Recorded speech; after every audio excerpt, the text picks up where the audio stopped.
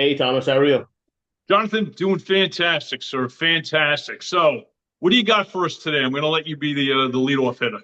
Yeah, so I want to talk about business people looking to get into certain businesses, or whether it be a job or starting a company, and the Hmm. process that they go through to figure out what that may be. Because I see a Okay. lot of the younger generation now, they're out of college or coming out of college. They're not really knowing where they fit, how their degree works for them right now, as far as like what jobs to get, or uh, whether they get into or certain jobs that kind of work with what they got as their degree, or are they just totally working at local, big box stores because they don't know where else to go. Okay. Because I see a lot of younger adults that are, I speak to a lot of them. I have a lot of clients that their children are trying to figure out what they need to do, and they may be working part time for the company, for Hmm. their father or mother, and they just don't know what to do, where to go. No, Um, that's cool. I agree with you there. I talked to a business owner last week, and his son went to college, is out of college, doesn't know Hmm. what to do, so he's trying to be a fireman right now because Okay. he just literally doesn't know what to do. So I think based on that, I think we should go over like what are some of the, how should a person pick what industry that they should either get a job for, an internship for, or potentially start a business. Like what way and what, I guess past way should they go to get that done? I think you're breaking down a few different segments here. So, we got kids that are coming out of college. All right. You mentioned internships. So, when you're in college, you should definitely be, getting yourself internships in your second, third, and, fourth year. There's no ifs, ands, or buts about that. If you're not doing internships, you know what? You're only fooling yourself. You're hurting yourself. Now we get to people who are maybe into their mid to late 20s, kind of falls into the category of what you're saying. Okay, what am I going to do now? What area I'm going to go into. So, from my experience that I've seen with younger people, and some of their parents that I know actually entrusted me where they sent their kids to me, and we actually sat down and we talked for a couple of days. So, one of them, he was just totally, had his head in the clouds. Hey, I want to do this, this, and this. You got to be like realistic about things. And, he was doing his second year, and I was like, okay, where's your internship going to be?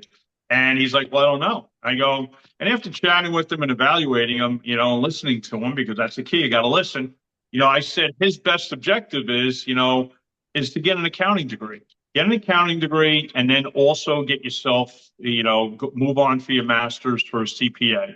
Because if you become a CPA, you know what? You'll always have work, always, even if it's just for that 4 month period of doing taxes, let it be people's personal taxes, corporate taxes, and you can make a good living. You can make over 100 grand in that 4 month period. But you know what? You got to narrow it down. Your thoughts, Jonathan? Yeah, I think there's a lot of pieces to what you said, and one of them being as far as what they should do. Oftentimes, young children, young adults, they really don't know what they want, right? They go out of college, they come from college, go into the workforce, but they don't really know what they want. That's why you mentioned internship. That's a really important thing. Do the internship or get a job, do something where you can figure out what you really like. Because I find a lot of people in their 30s, they work for a job for 5, 10, maybe 15 years, and they hate it. And they're like, I Mm-hmm. need a job, I need a career change. They change their whole entire way of what they're doing, and they do something completely different because they don't really like what they're doing. Mm-hmm. I've seen people completely sell their successful business and just get away from what they're doing because they just aren't happy. So it brings another point about what a lot of people these days, they want to make sure they have the lifestyle that they want. And Mm-hmm. lifestyle doesn't always just mean money. It means about like your overall health, how you're living. And I think a lot of that, like you really start, parents need to tell their children and when they're in high school, like start figuring out like what you like, what you enjoy, your passion, what excites you, because Mm-hmm. you only have one life. You have to really make the best of what you have, and you really want to make sure that you love what you do. Mm-hmm. Because if you don't, if you just run for the money, you might be rich, but you might not also be happy. So, because I've seen a lot, like I said before, I've seen a lot of those people that are making good money and they just sell and get out, take their money, and they do something different because that's not their passion. So, I'd always advise people to really figure out what they love to do and go after that first if you could. Mhm. And hopefully it is something that you can make a lot of money with. Well, you know what? I'm going to talk about my own personal experience, and yeah, I'm not a college kid, but Really? everything's based on work ethic. Okay, it's work ethic, and I've been working, believe it or not, since I'm 10 years old. I was cutting lawns, 6 lawns I had that summer. And the time I was 13, I was working in the catering hall, and I did that for like 6 years. Um, my parents instilled me to work. And when I was younger, I was making like when I was working at catering hall, I would make $150 a week. And my dad used to make me give 50% of that money to the house. Okay. So 75 to the house. I got to take the other 50% out of that. I'd have to put it in the bank. And then I got to keep the other 50%. But he was teaching me something at first. I'm like, what are you doing? You're taking my money? I'm just a kid. Yeah. But I saw what he did as I became an adult, and I realized that and I respected it. Unfortunately, parents today, at least 85% of them, are hurting their children because, oh, my kid can't go cut the lawn. He can't, paint, help my husband paint the house. He can't go out and get a job. No, he's got to worry about his studies. No, you got to basically, you know, in instituting these children, teenagers at a young age, work ethic, because Yeah. that's going to be contagious as they get older. There's no work ethic out there anymore. I was at a restaurant the other night, and the bar is your biggest margins at a restaurant. Your bar is. There were 3 people waiting for drinks that 2 out of the 3 left after 7 minutes. No one helped them out. Okay. I felt like getting behind the bar and pouring their drinks for them because I felt bad. And I said something to the manager on the way out. Hey, food was great. Hey, just an FYI, dude. You know what? This is what happened. He goes, I know we're tough for, helping that. I go, you know what? You can be tough to help. And if need be, you got to get somebody always stationed behind there. Yeah. Again, work ethic. Go, give me your 2 cents. I mean, it's a really, really good point about, parents making sure that their children are working. I see a lot of really, because I see a lot of people, a lot of parents that they, like you said, they don't want their kids to work. They want them to Mhm, concentrate on studying. But, when I was in high school, people would work, play sports, study, they did everything. So again, it doesn't even mean that you need the money, right? It's about mhm. having that responsibility, understanding what you Correct. need to do, and creating those habits that you're going to have for life, right? I mean, Mhm, I remember in, ninth, 10th, 11th, 12th grade, I would do construction with my father in the summers, working, 5 days a week, making more money than anyone because I was working really hard in the summer. mhm, Um, but I mean, having that's the part. A lot of people nowadays are just waiting for a handout. They're waiting for like the next big success or the stock or whatever it may be, and they're hoping that they get rich quick. But uh, Mark Twain said, "What? Find a job you enjoy doing it, and you'll never work a day in your life." So I mhm, really believe that if you do the work at when you're younger, and listen, you can do it in your 20s too. Figure out what you love, figure out what you do, and then figure out how you can make that to be your job, your career, because um, you don't want to work for someone and always be on their terms. And the moment that things get hard, maybe they let you go. But hey, a lot of people work under that stress. mhm, I think we all did. We all worked for someone in the beginning, and in the mhm, beginning, it's fine because you get all that experience, you get all of that knowledge that you take with you and take it mhm, to your next venture, whatever that may be. But there's a lot of pieces that go into it about how to move forward when you're out of college. Like, do you have parents that are going to help you, right? How are you going to live? Are you going to live with your parents? Or are they going to pay for your expenses to live until you figure out your stuff and how to get going? Because some people fall into that, uh, trap after college. They have no mhm, nothing, right? No one mhm, helping them. They have to get a job. They're working at the bar. They're working at Home Depot just to pay for their apartment. So I understand that part of it. That's very tough because we all went through mhm, it as well.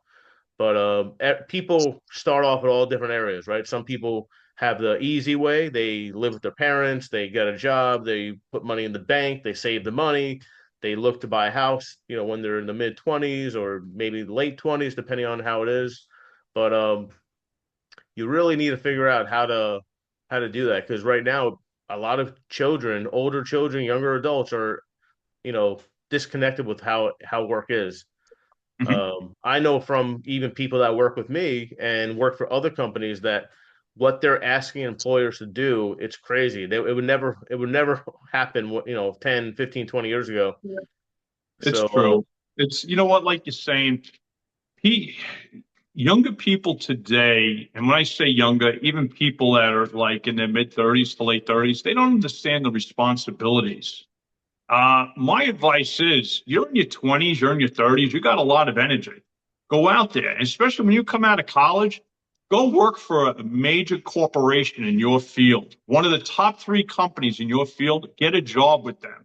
Go work for them and go find out who the management is and get to know that management and, ask questions. Hey, listen, can I take you to lunch? Be brave, step up and do that. They'll respect that because it's only going to help mold you. Because when you're young, you don't know exactly what you want to do. You start working for companies. I worked for, a major newspaper when I came out of college. It helped mold me. Okay. That, you got parents like you mentioned, they want the kids to worry about their studies and their grades. Well, listen, people, grades aren't everything. And believe it or not, most of your top CEOs were just average students, 75. Okay. They weren't geniuses. The thing is this, I would break it down. I want my kid to have 35 to 40% book smarts and the remainder street smarts, okay? Because street smarts common sense. It allows you to assess situations more strategically and evenly across the board. That's what you have to do. Parents are too confused about, oh, my kid's on this honor roll, this. That's bullshit because that ain't going to get you, top jobs in the world. Everything's networking. It's who you know, and that's what it comes down to. So go work for a top company when you come out of college. Stick with that company for a minimum of 3 years, okay? And try, if you're going to move, then move to another company to move yourself up further. That's what you want to do. And after you do that, like Jonathan's saying, you want to go start your own company, try to start it as a side gig, okay? You got enough energy in you. Make sure you're saving your money and investing your money. Set up a Roth IRA, especially when you get your first paycheck. That's what you want to do. And X amount, you're going to put away $500 a month and do that. You don't have a family yet, so you can make that, sacrifice to do so instead of going out partying. Your thoughts, Jonathan? so right, that last part. So a lot of people are spending, right? They make $2,000 a week or $1,000 a week, whatever it may be, and they Mhm. spend more than what they're making. They put it on credit cards, whatever it may be. That now's your time. Whenever before you have all the responsibilities of being a full adult, now's your Mhm. time to figure out, take those chances, take those risks, and start a company, like you said, on the side. That's a great way of doing it. Do it when you get home at 5 o'clock, 6 o'clock. Spend a few hours every night. Figure out like what, depending on the industry, there are certain industries that you need like a license, or like the entrance, the barrier to get in is different, right? So figure out what you need and what you need to do to get through. But um, it's just so important that you take the time to figure out what you want to do. Yeah. I, Um, I met a guy a few weeks ago, new area that I moved into. He's 38 years old, originally from New York. He was down visiting his, well, I should say he was up visiting his parents from Florida. yep. And, we got into talking. He was wearing a New York Rangers hat. So conversation started. Long story short, he used to work in Wall Street, and that's what he did. I said, "What do you do now?" He goes, "Actually, I started my own company a few years ago." I go, "What type of company?" He goes, "Electrolytes." I go, "Okay. How did you get into that? Did you buy another company or start your own brand?" He goes, "Actually, started my own brand." I go, "How do you basically distribute?" He goes, "Through Amazon." I go, "That's great." He goes, "Yeah, I was making a quarter of a million a year on Wall Street, but now, I'm able to equal that pay and sometimes do a little bit more." So, you know what? He actually learned from working on Wall Street, probably kept, reading a lot of information. And that's what you should do is keep versing yourself as time goes on because studying doesn't end with a college degree. It only begins. Okay. And you want to keep yourself abreast of all different industries, especially the ones that interest you. That's what you want to do. So it makes you be a little bit more powerful in your thought process and the way you're going to move forward in that industry. Your thoughts, Jonathan? It's so true. I mean, if I thought about all the education I got and how much of that I used in everyday life compared to my first job. I spent 5 years there. My first job working for a pharmaceutical company, and the amount of knowledge I learned from that job and from every aspect. I mean, you look in every direction, there's a different thing you're being taught: how to manage Hmm. employees, how to work out deals and close deals, figure out solutions when there's problems, how Hmm. to de-escalate issues that happen. I mean, there's so many things that you can't learn in college. I mean, you don't learn these things in college. Correct. You don't learn these things in business school. You learn them through experience. And you a lot of the times I didn't understand it the first time I saw it, right? I just saw Hmm. something happen, and then you listen, you kind of sink into what they're doing and what's happening, and you figure out more and more, and you learn people, right? Learning the people is more important than anything else because you understand habits and what people do and the scenarios that happen once this happens, and then you take that experience that it's invaluable and you Hmm. use it going forward to your next, life, business, job, whatever you may be doing. Hmm. It's No, most definitely, most definitely. yeah. What's something else you'd like to talk about, Jonathan? Well, kind of going into this factor, I mean, if you're looking to start a company, you're looking to get into a business, there are a lot of people that they over extend themselves, right? They take Hmm. out loans. They like the fuzzy idea of having this beautiful office or hiring all these people for work that's not there yet. So it's a matter of, planning what you want to do, like we were saying, like what interests you, what actually has a something to go with, like a business opportunity that you're looking to do, Hmm. but planning on how to setting it up. Like, do you need a loan? I mean, I would always go with no loan, right? Try to do things and work on them on the go. I know a Hmm. lot of people think differently. They'll want to get that, beautiful office, like I said before, put up all that beautiful furniture that you're seeing, and then like have people just kind of waiting on the sideline for work to come in. It's a Hmm. terrible idea. I would always want to get to work, figure it out on the go, and then move forward and fix it, make it better, scale yourself that way. But a Hmm. lot of people are really looking for that um, a quick instant gratification where you're making all this money, but it doesn't always happen that way. That's So, true. Hey, what do you listen, the do? best way to be, you know what? Start your business on the sideline and go as you grow. Meaning, start investing in people that, in an office space after you have money coming into you. Don't take out loans. Very foolish way to go about things. All right. So basically, any business that you start, you're always going to need sales and you're always going to need marketing. That's what basically gets a business in the growth mode. And that's what it comes down to. You just do it and stay small for a long, small long, right? Because you figure out what you're doing, you'll optimize what you're doing better. You'll be more efficient with what you're doing, and then when you do grow, you'll grow by leaps and bounds, and you'll be really, really profitable.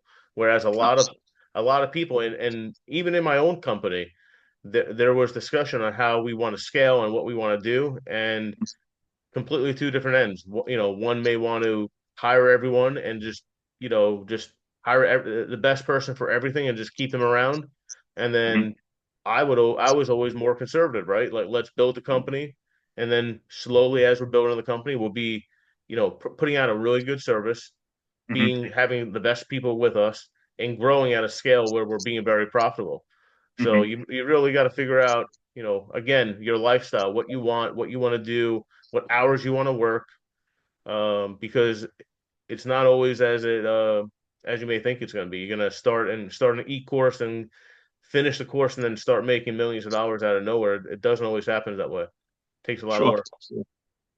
But What's another thing you want to bring up, Jonathan? well, I mean, do we want to continue with more business related stuff, or do you want to talk about anything that happened over the last few days in the economy or anything? Do you have anything?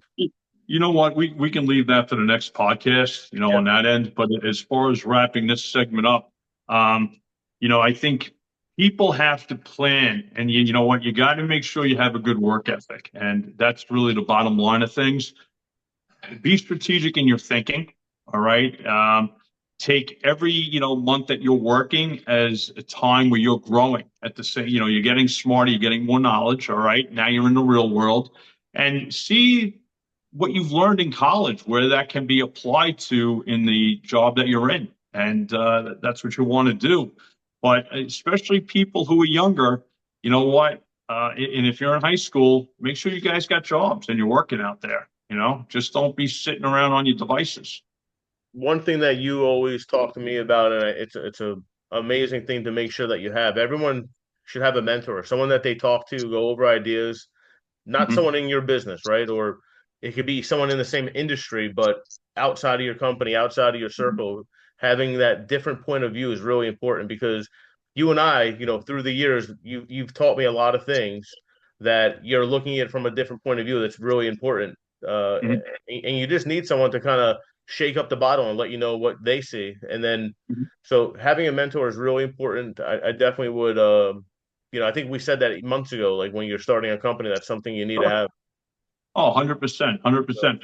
Well, listen, hopefully everybody's enjoyed this segment. We ask you to hit the subscribe button and hit that thumbs up, like button, and share this video. You guys have a great day. Take care.